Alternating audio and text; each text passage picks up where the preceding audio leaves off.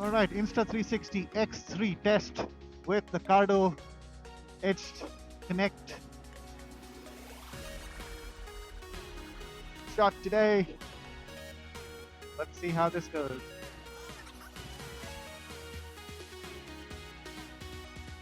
Incidentally, this also happens to be, well, a little less than 2 years of owning the Tenere 700. So this is also going to be a Tenere 700 2-year ownership review. I know I put something out there which was more like a rant. It was a rant. This probably might end up becoming a rant as well. So I picked up this bike at the end of 2022.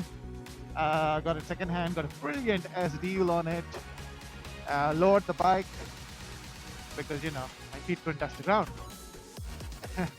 So lowered the bike, found that it really affected the handling.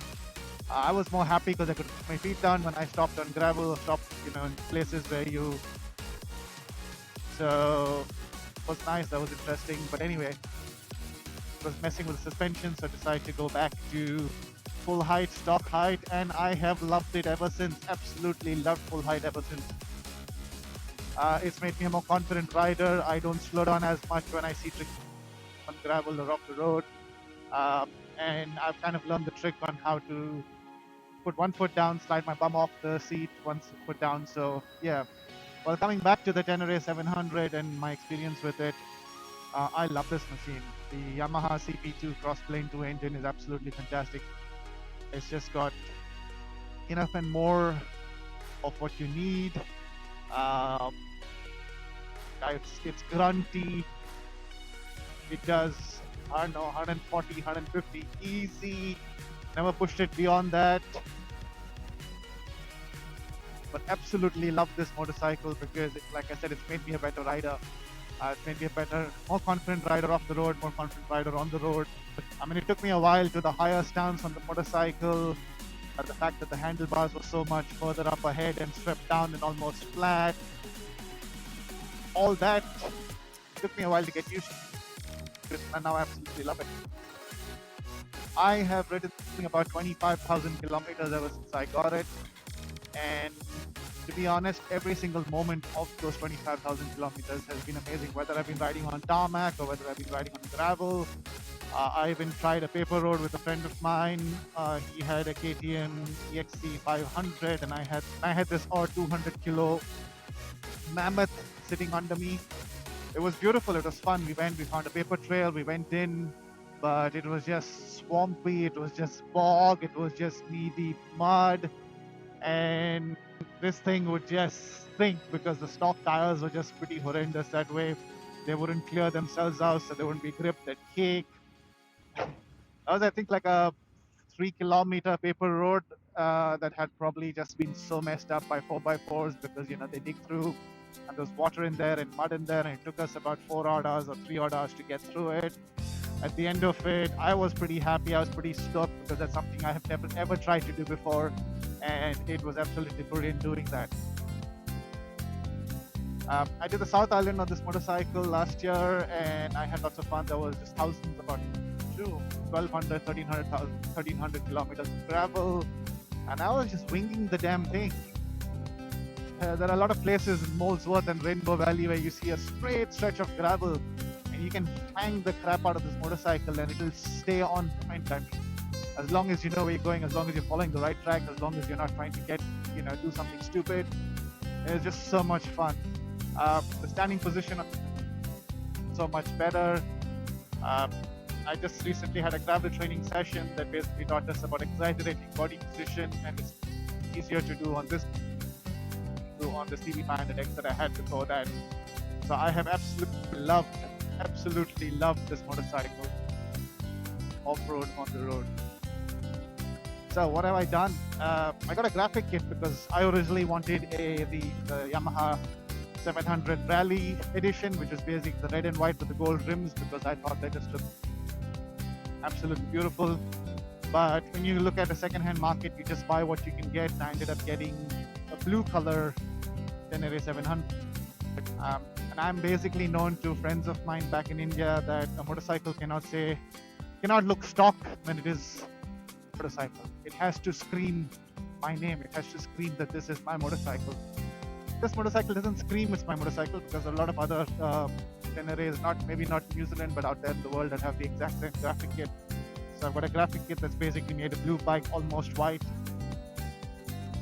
So that was like one of the things I did, and then I was really obsessed with the high fender system or the high fender look that this motorcycle had when who was it, Alt Rider and Camel ADB launched those high fender kits. Absolutely stoked about it, but I was not willing to pay that much money, and I thought there is an easier solution to this rather than spending that much money. So I basically created my own high fender kit. Got a Acer Biz Motor Super Motard high fender at first. Found it to be too short in the front because it just throw a lot of crap up on the windscreen and the helmet. So now I have a Polysport YZF 250 front fender. Yeah, so that's the custom bit of the motorcycle. It's custom, like completely custom. My seat's completely custom as well because Yamaha. I've had a WR250R in the past, and that just had an absolutely rock hard, like timber piece of plank of wood kind of a seat, and I hated that. So this bike was not too far off from there, but just uncomfortable to sit for long hours. So I got some open cell memory or open cell gel pad seat, gel pad. Picked that up and grafted that into the existing stock seat, so my seat's a lot more comfortable. I've got the Pro Taper Evo Adventure low bar because I really believe that Yamaha built this motorcycle for people who are like 6-foot riders. Touch the ground, handlebar that's so flat, so you have long arms, you can reach out. That wasn't working for me, those handlebars. So I got the Pro Taper Evo Adventure low bar. It's made the ride a whole lot more comfortable. Obviously, I need to have a top box because I've just got so used to a top box, and the top box to store things when you go out camping or you're out on the road or you're going to the office, just about anywhere. So I have the Kiwi rear rack, and then I have the top box from the Honda CB Mantex that I installed on it. I got some grip pads for the side panels. I've got heated grips on this motorcycle. I've got a radar detector, and then I've got technically what they call a radar screamer and visual alert installed. I've got a double USB port on the bike, but then I basically made it waterproof with just using a single port because it hooks up to the quad lock wireless charger for my phone. And then other stuff like changing tires and indicators and things that just are normal wear and tear. Talking about tires, I had the Pirelli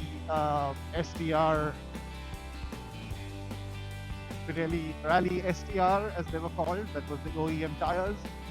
Those tires were absolutely fantastic on the road. Just whether it was wet or it was dry or whatever, the tires were fantastic on the road. They were pretty good on gravel as well. I quite enjoyed them. I managed to have the rear that lasted about 12,000 Ks before it kind of gave up on me. The front lasted me 21,000 kilometers before it went completely, it was not legal anymore.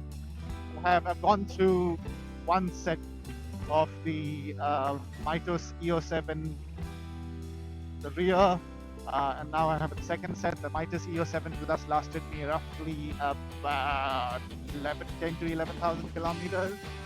The front, I've gone and got a Shinko E804.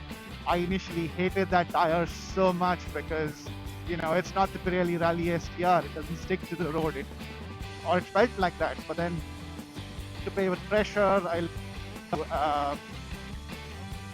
play with air pressures, and I'll figure out, just changing the way I ride, shifting weight off the front. And yeah, now I kind of do like the tire because on these winding roads, they hold perfectly well. I don't like the way they work on wet roads. I wouldn't be pushing my motorcycle. I wouldn't be around the corner on a wet road with the. Yeah, so that's just a couple of things that happened, a couple of things that I changed along the way of this motorcycle. Of course, I've got the Blockbusters Storm hand guards because they're cold and they complement the heat really really well.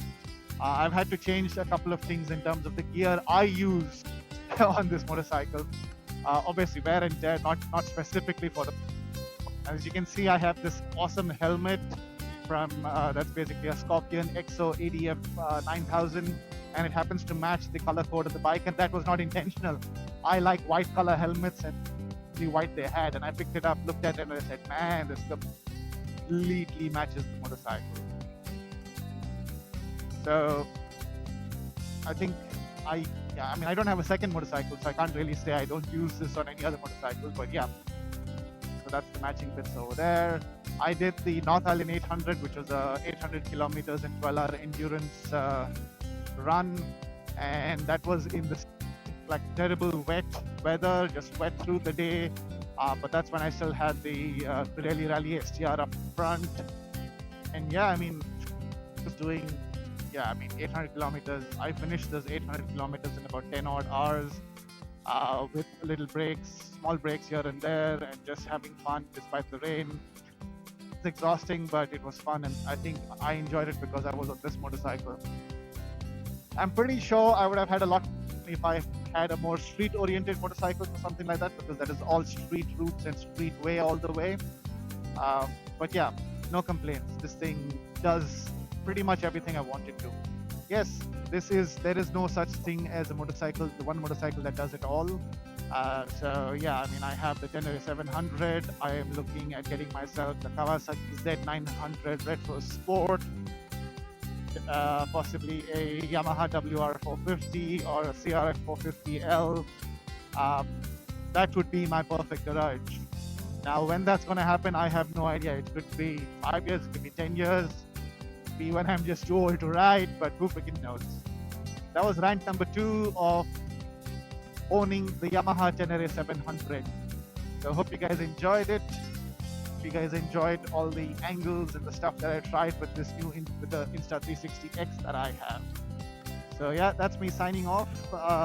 And yeah, I have to say that I now have a new plan, and that plan is basically I'm looking at putting one video out a week. So let's see how that goes and how I go about doing that. So I do promise there shall be new content ever so often. Right? Cheers. Thanks, guys.